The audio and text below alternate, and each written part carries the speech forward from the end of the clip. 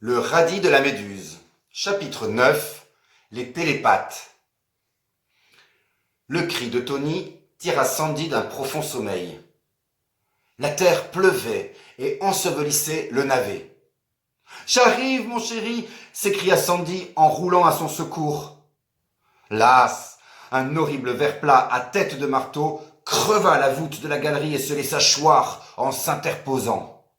Il était répugnant à voir, avec son corps gluant, démesuré, qui se tortillait en tous sens.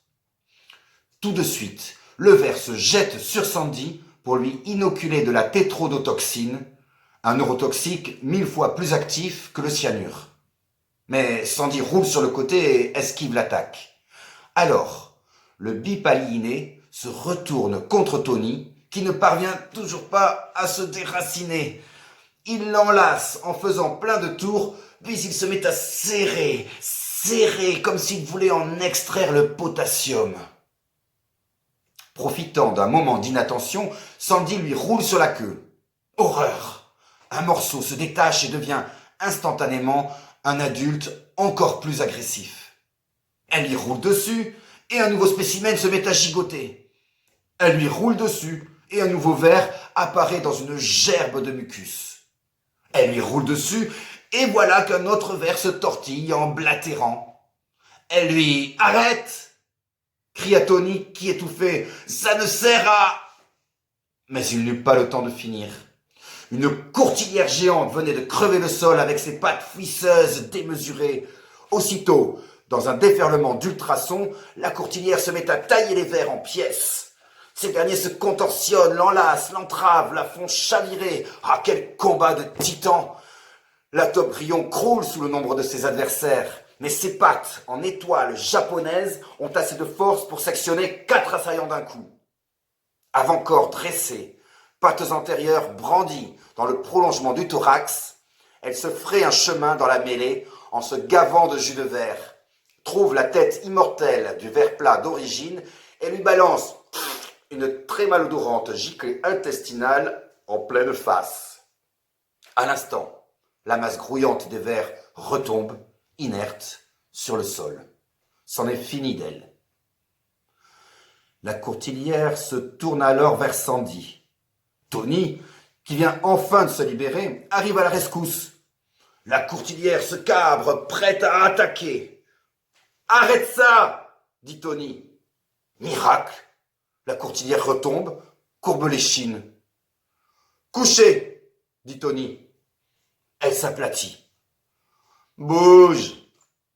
Elle recule, elle s'éloigne. « Tu as vu comme elle m'obéit bien ?» lance Tony à l'intention de Sandy. « Chérie, retourne-toi. » Tony pivote et se fige. Devant lui, il y a Sandy. Et derrière Sandy, il y a une botte de salsifis qui oscille. « Incroyable !» murmure Tony. « Des tragopougons télépathes. Oh, nous vivons là un moment historique. Je n'arrive pas à y croire. Nous les avons devant nous, en chair et en fibres. Songe un peu, Sandy, c'est le semis manquant des légumes. Tout un rang de potagers est en train de germer devant nous. Parle-leur, chérie. Je les trouve un peu bizarres. Messieurs les salsifis, bonjour. Moi, garniture de pot-au-feu. Vous, accompagnement en viande rouge. Les salsifis demeuraient un pas vide. Soudain, l'un d'eux se détacha de la botte et dit « Ragneni gnani gnognu » avant de se repiquer devant Tony. « Toi savoir où crottin cheval ?» hasarda Tony. Un deuxième salsifis se rapprocha et toucha Sandy de la feuille. « Hé !» protesta le citron, qu'il repoussa d'une brusque rotation. Les salsifis se rembrunirent. « Ragnala, niedinu lo radawa !» ordonna celui qui avait le plumet le plus imposant. Obéissant à la racine et à la feuille, les salsifis encerclèrent Tony et le ligotèrent solidement avec des fils. Visiblement plus détendus, ils firent alors circuler des fioles d'oligo-éléments. Peu à peu, l'ambiance devint festive. Les salsifis paraissaient se raconter des blagues. Certains agitaient les feuilles, d'autres se tapaient sur la racine. Tony ne perdait pas une miette du spectacle et, malgré sa position inconfortable, il aurait voulu pouvoir tout noter. Sandy, quant à elle, était de la fête.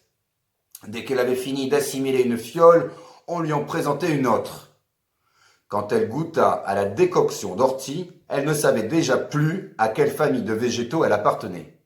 « Hé, vieille branche !» lança-t-elle d'une voix égrillarde à un salsifis qui la serrait de près. « Ça te dirait de creuser mon poquet ?» Mais le salsifis se rétracta. « Tarlouse !» lui lança-t-elle tandis qu'il s'éloignait, aussitôt remplacé par des congénères plus hardis. L'un d'eux colla un trombignon soyeux sur son péricarpe, et aussitôt, Sandy entendit des voix qui paraissaient provenir de sa pulpe et qui disaient « À nous, tu es à nous, salope, on va te râper le zeste, on va te secouer les pépins toute la nuit, on sait que tu aimes ça, sale chenille, même les pucerons te sont montés dessus. » Sandy prit peur en remarquant les racines gonflées qui formaient un entrelacs tout autour d'elle. « Non, non, haleta-t-elle, vous n'avez pas le droit de faire ça, ou alors deux par deux. Oh, et puis non, vous êtes des frites. » C12, H18, O13. Ni. À ce mot, les salsifis s'écartèrent en se tordant de douleur et en criant Ni. C'était horrible. Sandy se croyait chez les fous. Elle ignorait bien sûr qu'elle avait diffusé un cocktail fatal qui perturbait les ondes des salsifis et leur causait d'effroyables souffrances. Sur ces entrefaits, le chef de la botte décréta qu'il était temps de se mettre en route. Après avoir apposé un trombignon soyeux sur Tony afin de le rendre lui aussi télépathe, il lui intima l'ordre de se tenir tranquille et d'avancer.